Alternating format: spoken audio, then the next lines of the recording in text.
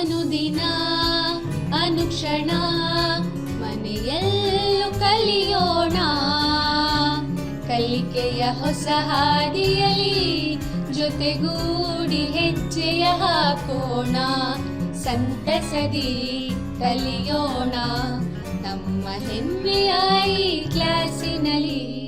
Yes sir. Yes teacher. Present ma'am.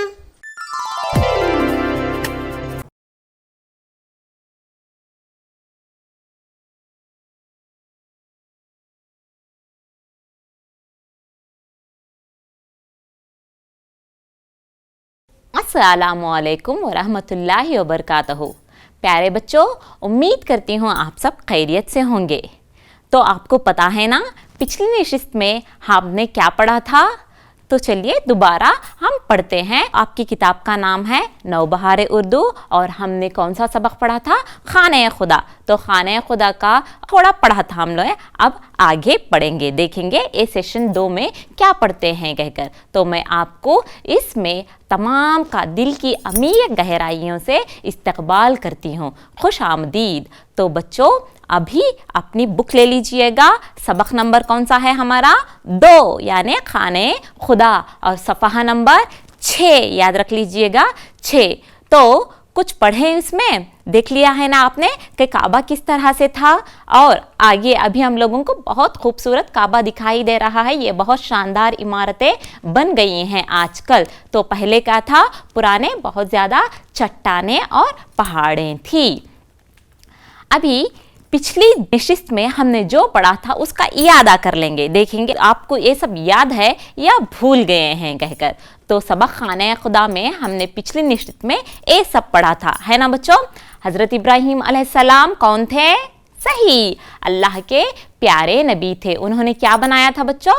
खाने खुदा यानी काबे को उन्होंने बनाया हुआ था। मुल्क यमन पर कौन हुकूमत करता था बच्चों?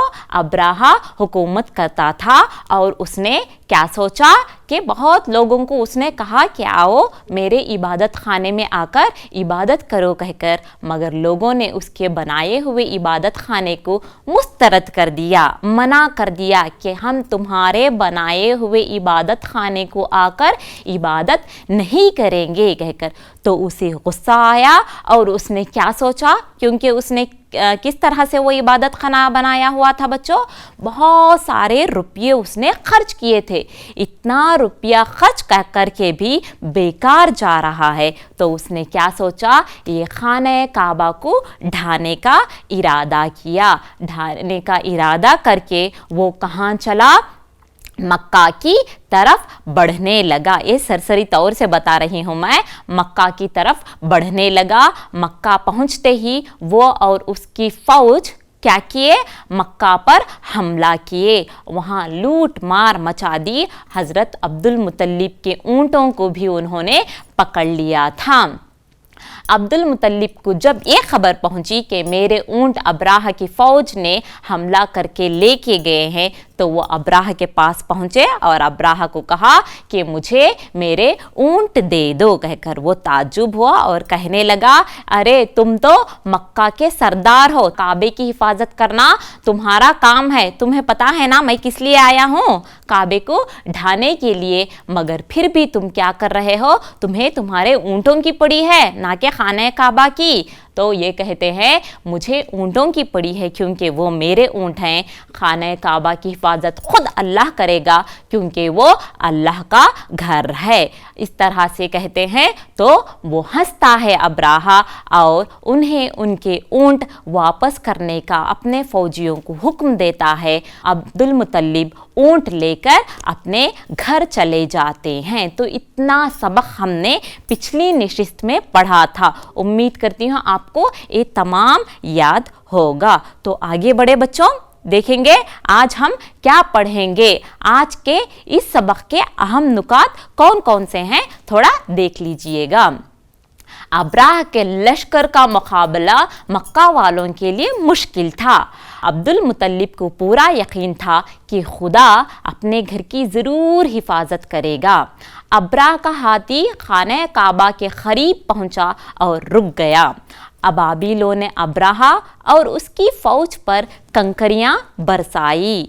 लम्हा भर में अब्राहा की फौज, अब्राहा का हाथी और अब्राहा हलाक और बर्बाद हो गए। उसी साल हुजूर अकरम सल्लल्लाहु अलैहि वसल्लम की पैदाइश भी हुई थी। अरब के लोग उस साल को आमुल फील यानी हाथियों का साल कहने लगे। तो ये सारे अहम नुकात हम आज की नशिस्त में पढ़ेंगे। तो समाअत फरमाइएगा। खाने खुदा सफ़हा नंबर 6। अब्राह के लश्कर का मुकाबला मक्का वालों के लिए मुश्किल था। अरब वालों की समझ में नहीं आ रहा था कि अब्राह का मुकाबला कैसे करें, लेकिन अब्दुल मुत्तलिब को पूरा यकीन था कि खुदा अपने घर की ज़रूर हिफाजत करेगा। इसलिए उन्होंने अब्राह के सामने पूरे वसूख के साथ ये बात कही थी कि काबा खुदा का घर है, उसकी हिफाजत वो खुद करेगा। अब्राह का लश्कर खाने काबा की तरफ बढ़ने लगा। उस वक्त अब्दुल मुत्तलिब एक पहाड़ी के पीछे छुप गए और खुदा की मदद का इंतज़ार करने लगे। अब्राह अपनी भारी भरकम हाथी पर सवार आगे बढ़ने लगा और पीछे उसकी फौज भी थी। वो बड़े गुरूर से काबे की तरफ बढ़ रहा था।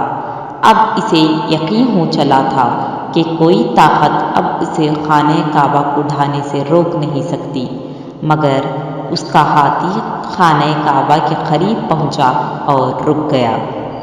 अब्राह ने आगे बढ़ाने के लिए लाख कोशिश की, मगर हाथी एक कदम भी आगे नहीं बढ़ सका। ऐसा मालूम होता था कि कोई गैबी कुव्वत उसे आगे बढ़ने से रोक रही है। उसी वक्त आसमान पर अबाबिलों के झुंड दिखाई दिए। हर अबाबिल की चोंच में एक और पंजों में 2 कंकरियां थीं। ये कंकरियां अबाबिलों ने अब्राहा और उसकी फौज पर बरसाए। लम्हा भर में अब्राहा की फौज, अब्राहा का हाथी और अब्राहा हलाक और बर्बाद हो गए। अब्दुल मुत्तलिब की बात सच साबित हुई कि खाने काबा खुदा का घर है और वही उसकी हिफाजत करेगा। अब्दुल मुत्तलिब हमारे प्यारे नबी हज़रत मोहम्मद सल्लल्लाहु अलैहि वसल्लम के दादा थे और जिस साल अब्राह ने मक्का पर हमला किया उसी साल हुजूर अकरम सल्लल्लाहु अलैहि वसल्लम की पैदाइश भी हुई थी। बाद में अरब के लोग उस साल को आमुल फील यानी हाथियों का साल कहने लगे। अरबी में हाथी को फील और साल को आम कहते हैं। आप सबको भी थोड़ा वक्फा दे रही हूँ बच्चों, तो थोड़ा इस सबक को पढ़ लीजिएगा। थोड़ा वक्फा दे रही हूँ, कोशिश कीजिए और सही तलफ़्फ़ुज़ के साथ पढ़िए। ठीक तरह से पढ़ना है, थोड़ा थोड़ा कहकर पढ़ लीजिएगा। उम्मीद करती हूँ आप तमाम ने सबक को मेरे साथ और आप अकेले में भी पढ़ लिया होगा। तो चलिए आज के इस सबक के हम लोग मुश्किल अल्फाज के बारे में जानेंगे कि कौन कौन से मुश्किल अल्फाज हैं जो इससे दिक्कत होती है सबक को समझने के लिए। तो देखिए बच्चों, ये हैं अल्फाज और माने। अबाबिल, अबाबिल देखिए बच्चों, वहाँ आपको एक परिंदा दिखाई दे रहा है, ये है अबाबिल। एक छोटा सा सिया रंग का परिंदा है जो अबाबिल है। दूसरा झुंड, झुंड का मतलब है ग्रुप जिसे कहते हैं हम लोग गौल, परिंदों की जमात। तीसरा आमुल फील यानी कि हाथियों का साल। नेक्स्ट आएगा हलाक, हलाक का मतलब है फना, बर्बाद, तबाह। उसूख यानी कि यकीन, भरोसा। छठा आएगा कुव्वत, ताकत। आखिर में आएगा 7वां लश्कर का मतलब है फौज कहकर। तो फौज आपको पता है सिपाहियों की फौज रहती है, तो वो फौज है। तो अल्फाज के अज़दाद, मैंने पिछली नशिस्त में भी बताया था बच्चों, इस सबक में आपको क्या नहीं मिलेंगे, अज़दाद नहीं मिलेंगे।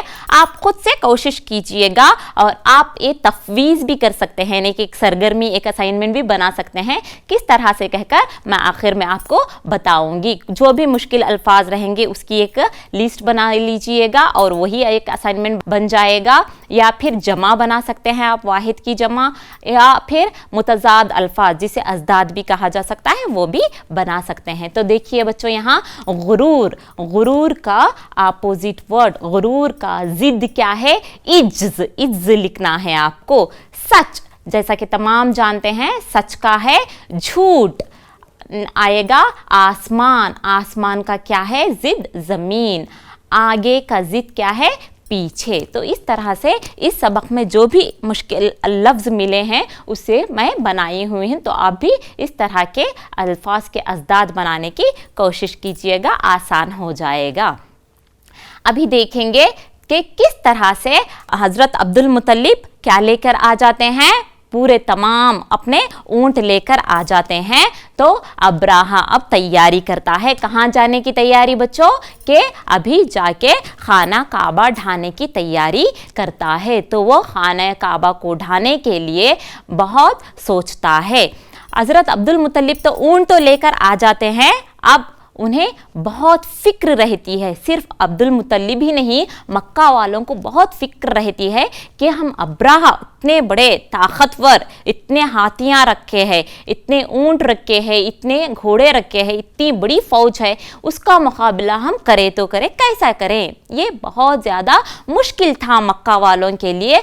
अरब वालों में ये समझ ही नहीं आ रहा था कि हम अब्राहा का मुकाबला कैसे करें कहकर। मगर यहाँ हज़रत अब्दुल मुत्तलिब को अल्लाह की ज़ात पर पूरा भरोसा था कि अल्लाह अपने घर की हिफाजत ज़रूर करेगा कहकर अब्राह क्या करता है, अभी अपने महमूद जो हाथी रहता है उस पर सवार होकर, जो मोटा सा हाथी रहता है उस पर सवार होकर मक्का की तरफ अपनी फ़ौज लेकर वो आगे आगे चलता रहता है, अपनी फ़ौज को पीछे रखता है। तो बढ़ते जाते रहते हैं। ये देखकर हज़रत अब्दुल मुत्तलिब अल्लाह की मदद के लिए एक चट्टान पर चढ़ जाते हैं। देख सकते हैं बच्चों आप, यहाँ सिपाही और अब्राहा आ रहे हैं हाथी वगैरह पर बैठकर, और कुछ सिपाही पैदल चलकर आ रहे हैं। हज़रत अब्दुल मुत्तलिब एक पहाड़ी के पीछे छुप गए और अल्लाह की मदद का इंतज़ार करने लगे, क्योंकि उन्हें पूरा भरोसा रहता है कि अल्लाह अपने घर की हिफाजत ज़रूर करेगा। तो इसीलिए तो उन्होंने क्या कहा था अब्राहा के पास जाकर, अब्राहा के खीमे में, कि मुझे मेरे ऊँटों की पड़ी है क्योंकि वो मेरे हैं। अल्लाह के घर की हिफाजत वो खुद कर लेगा क्योंकि वो अल्लाह का घर है। तो इसीलिए अल्लाह की मदद के लिए वो फरियाद करने लग जाते हैं एक चट्टान पर चढ़कर। देखेंगे आगे कि अल्लाह उनकी दुआ को कबूल करता है या काबे का कुछ होता है। हो सकता है क्या कुछ भी काबे का? जी नहीं, जिसकी हिफाजत अल्लाह खुद करता है उसका कोई कुछ भी नहीं कर सकता। अब्राहा बड़े गुरूर से काबे की तरफ बढ़ रहा होता है क्योंकि उसे यकीन हो चला जाता है कि अब उसे कोई भी ताकत रोक नहीं सकती, क्योंकि उसके पास रुपया है, इतनी फौज है, सब कुछ है। तो वो बड़े गुरूर के साथ आगे बढ़ने लगता है। उतने में क्या होता है, उसका हाथी एकदम रुक जाता है। बहुत कोशिश करता है अब्राहा, बहुत लाख कोशिश करता है हाथी को आगे बढ़ाने की, मगर खाने काबा के पास पहुंचकर हाथी वहीं रुक जाता है। उसकी फौजी भी बहुत कोशिश करते हैं मगर तमाम नाकामयाब हो जाते हैं। आखिरकार आसमानों से अबाबील परिंदों का झुंड दिखाई देता है। झुंड यानी कि ग्रुप, बहुत सारे अबाबील देख सकते हैं बच्चों आप अबाबील को। अबाबील एक छोटा सा सियाह रंग का परिंदा जो दिखाई देता है।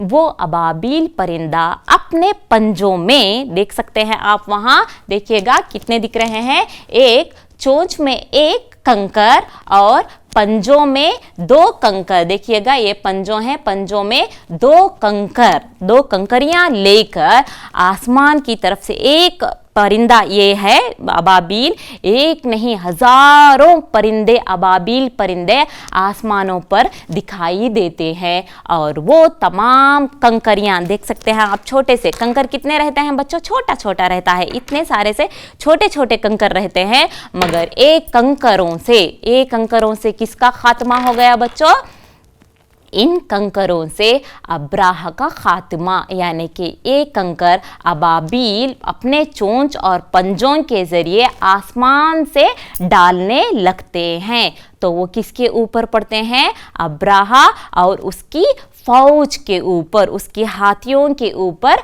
पड़ जाते हैं, जिसे इतनी ऊपर से पड़ने के साथ वो क्या हो जाते हैं, हलाक व बर्बाद। हाथी अब्राहा और अब्राहा की फौज हलाक व बर्बाद हो जाती है। तरह से अब्राहा का खात्मा हो जाता है, यानी कि वो गुरूर करता था, फ़ख्र करता था, मगर एक गैबी क़ुव्वत क्या करती है, अब्राहा का हिलाक कर देती है। वो भी एक छोटा सा परिंदा, छोटे से परिंदों की वजह से किसकी मौत हो गई, अब्राहा और उसके तमाम लश्कर की मौत हो गई, वो फना वो बर्बाद हो गए।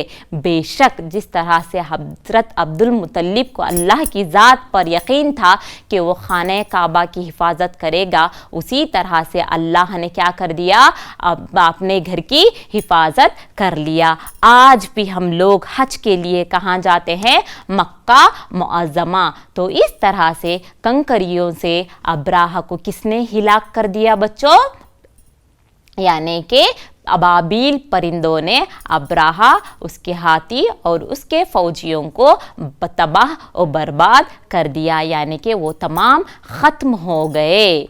हज़रत अब्दुल मुत्तलिब हमारे मोहम्मद सल्लल्लाहु अलैहि वसल्लम के दादा थे। और जिस साल ये वाक़या गुज़रा, पता है ना बच्चों, ये वाक़या जिस साल गुज़रा था उसी वक्त कौन पैदा हुए थे, हज़रत मोहम्मद सल्लल्लाहु अलैहि वसल्लम की उसी साल पैदाइश हुई थी जिस साल अब्राहा का वाक़या हुआ था। अब्राहा हिलाक व बर्बाद हो गया, उसी साल हुज़ूर सल्लल्लाहु अलैहि वसल्लम की पैदाइश भी हुई थी। इसीलिए अरब के लोग उस साल को, जिस साल अब्राहा की मौत हो गई, उसे आमुल फील कहकर मनाते हैं। अरबी में हाथियों को, यानी हाथियों का साल, आमुल फील का मतलब क्या है, हाथियों का साल, यानी अरबी में हाथी को फील और साल को आम कहते हैं। तो इसीलिए वो लोग क्या करते हैं, आमुल फील के नाम से एक जश्न भी मनाते हैं, क्योंकि उस साल अब्राहा का खात्मा हुआ है कहकर। उम्मीद करती हूँ बच्चों आपको ये सबक समझ में गया होगा, समझ में गया है बच्चों, क्योंकि बहुत आसान भी था, बहुत सलीस भी, क्योंकि हम लोगों ने ये पहले भी कुरान में पढ़ा हुआ है, तो इसीलिए आप लोगों को अच्छी तरह से समझ में आया हुआ है, उम्मीद करती हूँ। तो देखेंगे आगे क्या है। देखिए बच्चों, इन सवालात के जवाबात लिखना है। बच्चों तमाम कॉपी एक बुक ले लीजिएगा, आपको यहीं आप इस उर्दू पहले सबक की नोट्स भी बना सकते हैं। देखिए किस तरह से करना है कहकर। अब्दुल मुत्तलिब अब्राहा के पास क्यों गए थे? अब्राहा के सिपाही अब्दुल मुत्तलिब के ऊंट पकड़ लिए थे, वापस लाने के लिए अब्दुल मुत्तलिब अब्राहा के पास गए थे कहकर आपको पढ़ लेना है। अब्दुल मुत्तलिब ने अब्राहा को क्या जवाब दिया? अब्दुल मुत्तलिब ने अब्राहा को ये जवाब दिया कि खाना काबा मेरा नहीं, वो खुदा का घर है, उसकी हिफाजत वो खुद करेगा, मुझे मेरे ऊँटों की फिक्र है क्योंकि वो मेरे हैं। आपको यहाँ आपकी किताब में मौजूद है बच्चों, खाली जगहों को क़ौसीन में दिए गए मुनासिब अल्फाज से पुर कीजिए। आपको तमाम इस सबक के सवालात और खाली जगहों को पुर करना, उसके साथ जोड़ लगाना, तमाम इस सबक के आपको नोट्स मिल जाएगी। कोशिश कीजिएगा और ये देखकर आप अपनी नोटबुक में लिख लीजिएगा, जिससे आपको बहुत ज़्यादा मुफाद होगा और इम्तिहान की तैयारी भी आपकी हो जाएगी। देखिए पहला है कबीले खुरैश का सरदार मक्के का डैश भी होता था। वहाँ खाली जगह देकर है, देख लीजिएगा, डैश भी होता था। वहाँ जवाबात दिए हैं, आलिम होता था या हाकिम होता था। तलाश कीजिएगा। अरब के जुनूब में डैश नामी मुल्क है, ईरान, यमन। कौन सा मुल्क था बच्चों? हमने पढ़ा हुआ है। अब्राह के सिपाही मक्का वालों के ऊंट पकड़ लाए थे। उनमें कुछ ऊंट किसके थे बच्चों? अब्दुल मुत्तलिब के थे या अबू तालिब के थे? वो याद कर लीजिएगा। अब्राह काबे को ढाने के लिए जो ही आगे बढ़ा तो आयन उसी वक्त आसमान पर डैश के झुंड दिखाई दिए। देख लीजिएगा, वहाँ क्या है? खाली जगह है, खाली जगह में वहाँ पुर करना है आपको।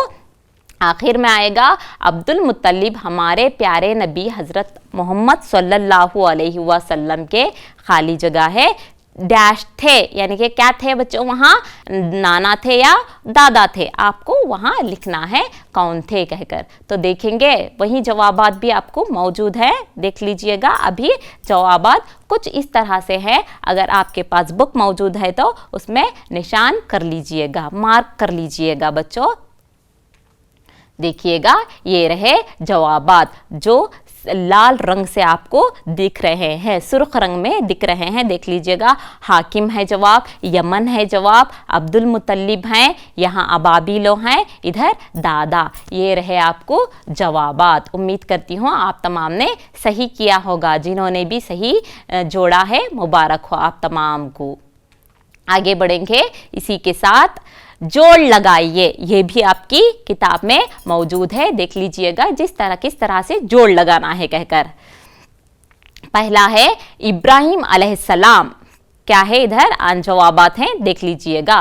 खाना काबा में दूसरा, तीसरा अरब के जुनूब में एक, चौथा अब्राहा, पांचवा अब्दुल मुत्तलिब, छठा अबाबिल। सोचिए बच्चों, यहाँ के जवाबात को आपको ठीक तरह से जोड़ना है। यहाँ है पहला, ए में मुल्क यमन भी है, बी हुजूर सल्लल्लाहु अलैहि वसल्लम के दादा, तीसरा सी परिंदा, डी अल्लाह के प्यारे नबी, ई हज करते हैं, यफ ईसाइयों का बादशाह। सोचिए बच्चों, सोचिए कौन से होंगे जवाबात कहकर ठीक तरह से आपको जोड़ लगाना है।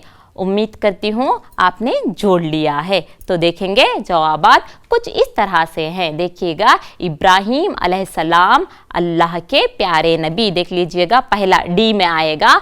खाने काबा में क्या करते हैं? हज करते हैं, तो उसे ई आएगा दूसरा। तीसरा अरब के जुनूब में एक, क्या है बच्चों? ए, यानी कि मुल्क यमन भी है, वो तीसरा हो जाएगा।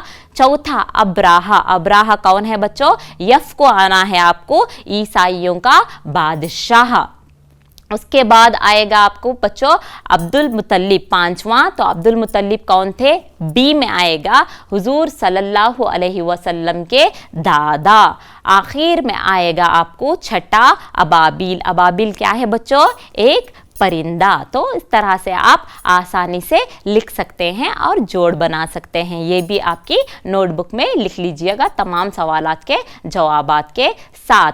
आगे बढ़ेंगे बच्चों, इसी के साथ मुबारक हो आपको, आप तमाम को जिन्होंने सही जवाबात जोड़ लिए हैं। आपको बच्चों ख़वाइद भी दिया गया है। ख़वाइद मैं पुलबंद कार्रवाई में कराई हुई हूँ, पुलबंद कार्रवाई में पढ़ाई हुई हूँ, फिर भी सरसरी तौर से थोड़ा बहुत आपको बता दूंगी। क्या है देखिए बच्चों, इल्म हिज्जा में हुरूफ से बहस होती है, यानी कि हुर्फों से उसमें बहस होती है। हुरूफ के मजमुए, जो भी हुरूफ का मजमुआ होता है उसे हम क्या कहते हैं? हुर्फ हिज्जा या हुर्फ तहजी कहते हैं। हुर्फ हिज्जा दो किस्म के होते हैं, है ना बच्चों? पिछले माह भी आपने पढ़ा हुआ है ये तमाम। देखिएगा कौन कौन से हैं वो दो किस्म, सादा हुरूफ, मखलूत हुरूफ कहकर। सादा हुर्फ कौन से हैं बच्चों? आप तमाम ये जानते हैं, मैं भी जानती हूँ, आप ये जानते हैं कहकर, क्योंकि बहुत आसान है, क्योंकि पिछले भी पढ़ा है हमने, पुलबंद कार्रवाई में भी पढ़ा हुआ है, तो बहुत आसान है। बताइए कौन से हैं सादा हुर्फ? माशाअल्लाह, सही पहचाना आप लोगों ने कि सादा हुर्फ तहजी है। कौन कौन से वो? यानी कि ये हैं, देख लीजिएगा।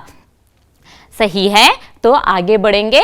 दूसरा यानी कि मखलूत हुर्फ हैं। मखलूत हुर्फ ये हैं भा, फा, था, इस तरह से हम लोग पढ़ते हैं। ये भी मैं पिछले आपको पुलबंद कार्रवाई में पढ़ा कर हूँ, तो इसीलिए यहाँ थोड़ा सा आपको पढ़ा रही हूँ। तो उम्मीद करती हूँ आपको ये तमाम समझ में गया होगा। हुरूफ की 2 किस्में हैं। बताइए बच्चों, हुरूफ की 2 किस्में कौन कौन सी हैं? देखिएगा। पहला है हुरूफ इल्लत और दूसरा है हुरूफ सही। यानी कि यहाँ देखिएगा, हुरूफ इल्लत में कौन से हैं? हुरूफ इल्लत 3 हैं, अलिफ, वाव, ई, यानी कि ये 3 हुरूफ इल्लत हैं। और बाकी के जो आपको आएंगे बे, पे, ते, टे, से, जीम, चीम, है, कै, ये सब जो भी है, अलीफ, वाव, ई छोड़कर जो भी बाकी हैं वो तमाम हुरूफ सही कहलाते हैं। तो उम्मीद करती हूँ आपको ये सबक के साथ दूसरा क़वायद भी पूरी तरह से समझ में गया होगा। बच्चों, इस सबक का मैंने कोशिश की है कि इस सबक के तमाम सवालात और जवाबात मतन के हवाले से तशरीह, खाली जगहों को पुर कीजिए, जोड़ लगाइए और क़वायद पूरा अच्छी तरह से पढ़ाया हुआ है। उम्मीद करती हूँ आपको समझ में भी गया होगा। तो अभी इतना सब कुछ आपने पढ़ लिया है, तो कुछ आपको घर पर काम भी हो जाए, कर लेंगे आप। ईमानदारी के साथ करना है, कुछ भी देखे बगैर सोच कर समझ कर कोशिश कीजिएगा। उसके बाद आपकी किताब खोलकर किताब में जो है सवालात और जवाब ठीक तरह से लिखने की कोशिश कीजिएगा। अमली मश्क दे रही हूँ एक मैं। खाने काबा, बैतुल मुक़द्दस, मस्जिद नबवी और मस्जिद खुबा की तस्वीरें इकट्ठा कीजिए और अपने एल्बम में शामिल कीजिए और तस्वीर से मुताल्लिक़ 2-4 जुमले लिखिए। ये आपको करना है, कोशिश कीजिएगा और ये मश्क कीजिए। जिस तरह से मैंने आपको पिछली नशिस्त में खाने काबा का मॉडल दिखाया हुआ था, तो उस तरह से आप खाने काबा भी बना सकते हैं, या खाने काबा और दूसरे मसाजिद जहाँ बैतुल मुक़द्दस, मस्जिद नबवी, ऐसे तस्वीर बनाकर भी आप एल्बम बना सकते हैं। दूसरा है बच्चों, आपको ये टेस्ट है, जांच है। कितने मार्क्स के लिए दिया जा रहा है आपको? 20 मार्क्स के लिए घर में बैठकर टेस्ट कीजिएगा, इन सवालात के जवाबात हल कीजिए। आप स्कूल जाएंगे तो ये आपको फ़ायदेमंद होगा। देखिए बच्चों, इन सवालात के जवाबात लिखिए। देखिए बच्चों, जल्द से जल्द देख लीजिएगा, आप उनको हल करना है।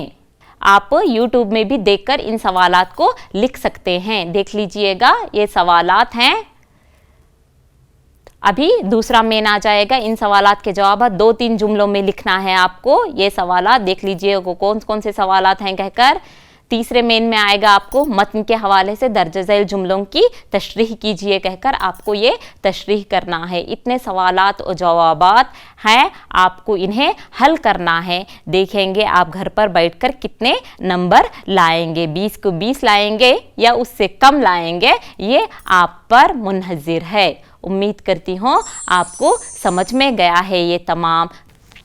और आखिर में बच्चों, आप तमाम घर पर बैठकर ही कुछ आसान से असाइनमेंट बना सकते हैं, जिसे तफवीज़ कहा जा सकता है। देखिए कितने खूबसूरत दिखाई दे रहे हैं।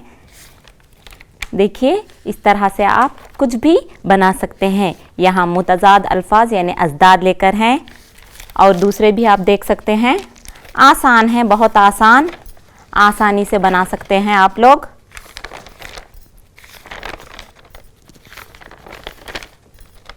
कुछ भी आप लेकर इसमें बना सकते हैं, मॉडल्स बना सकते हैं आप। देखिए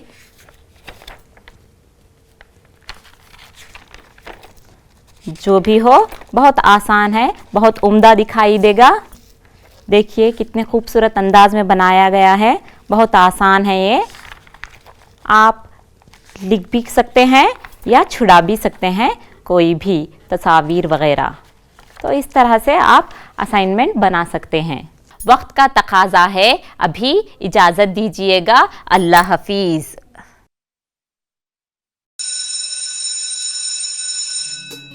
अनुदिನ ಅನುಕ್ಷಣ ಮನೆಯಲ್ಲೂ ಕಲಿಯೋಣ, ಕಲಿಕೆಯ ಹೊಸ ಹಾದಿಯಲ್ಲಿ ಜೊತೆಗೂಡಿ ಹೆಜ್ಜೆಯ ಹಾಕೋಣ.